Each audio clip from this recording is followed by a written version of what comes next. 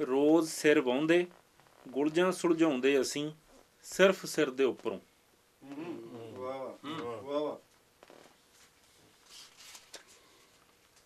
ਬਾਜ਼ ਤੇ ਚਿੜੀ ਦੇ ਉੱਡਣ ਲਈ ਸਿਰਫ ਇੱਕੋ ਆਕਾਸ਼।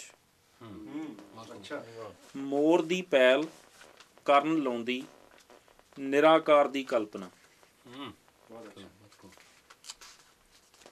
ਇੱਕ ਝਰਨਾ ਨਿਰੰਤਰ ਜਪਦਾ ਰਹਿੰਦਾ ਇੱਕੋ ਮੰਤਰ। ਅਜੀਬ ਪੱਤੇ ਜਗਦੇ ਬੁਝਦੇ ਸੁੱਕੀ ਝਾੜੀ ਉੱਤੇ ਬੈਠੀਆਂ ਤਿਤਲੀਆਂ। ਮੇਰਾ ਜਨਮ ਦਿਨ ਮਨ ਪਿਛਲੇ ਸਾਲ ਨਾਲੋਂ 1 ਸਾਲ ਭਾਰਾ। ਬਰਫ਼ਬਾਰੀ ਤੋਂ ਬਾਅਦ ਸੰਪੂਰਨ ਚਿੱਟੀ ਧੁੱਪ ਕਾਂ ਕਾਂ ਕਿਰਨ ਲੱਗੀ। ਵੱਡੇ ਵੱਡੇ ਪੱਥਰਾਂ ਤੇ ਜੰਮੀ ਹੋਈ ਕਾਈ ਗਈ ਬਰਸਾਤ ਦੀ ਕਵਿਤਾ। ਔੜ ਹੈ ਨਦੀ ਪਤਲੀ ਹੋਈ ਤਲ ਦੇ ਪੱਥਰ ਸਿਰ ਚੁੱਕ ਰਹੇ।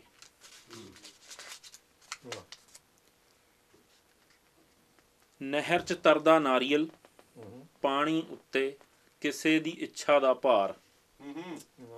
ਕਿਆ ਬਾਤ ਹੈ। ਰੁੱਖ ਵੱਢਦਿਆਂ ਕੋਲੋਂ ਲੰਘ ਆਇਆ ਆਰੇ ਦੀ ਪੀੜ ਨਾਲ। ਰੋਜ਼ ਲੰਘਦੇ ਖੱਡਿਆਂ ਵਾਲੀ ਸੜਕ ਤੋਂ ਡੂੰਘਾਈ ਵਧਾਉਂਦਿਆਂ। ਸੋਗ ਸਮਾਰੋਹ ਤੇ ਮੋਬਾਈਲ ਵੱਜ ਰਹੇ ਆਈਟਮ ਸੌਂਗ ਧੁਨਾਂ ਨਾਲ।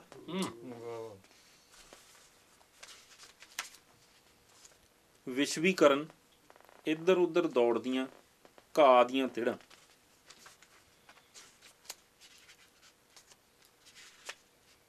ਥਾਂ ਕੁ ਥਾਂ ਉਣੇ ਮੱਕੜੀ ਦੇ ਜਾਲੇ। ਵਾਸਤੂ ਸ਼ਾਸਤਰੀ ਹੈਰਾਨ।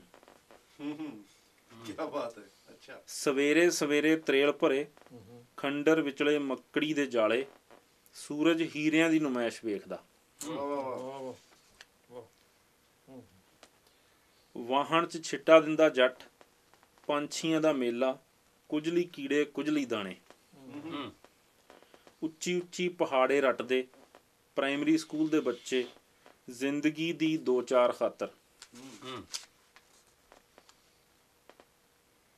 ਕਮਜ਼ੋਰ ਸੁਆਣੀ ਮਸਿਆਂ ਲਿਆਈ ਦੁੱਧ ਦੀ ਬਾਲਟੀ ਡੇਰੀ ਤੀਕਰ।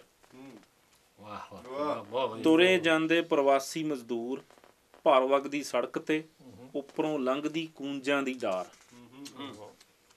ਐਂਟੀਨੇ 'ਚ ਫਸਿਆ ਪਤੰਗ ਬੱਚਾ ਪਰੇਸ਼ਾਨ ਮਾਂ ਸੀਰੀਅਲ ਵਿੱਚ ਫਸੀ। ਉਮਰ ਭਰ ਪਾਣੀ ਵਿੱਚ ਰਹਿਣ ਮਗਰੋਂ ਬਲੇ ਪਰਾਲੀ।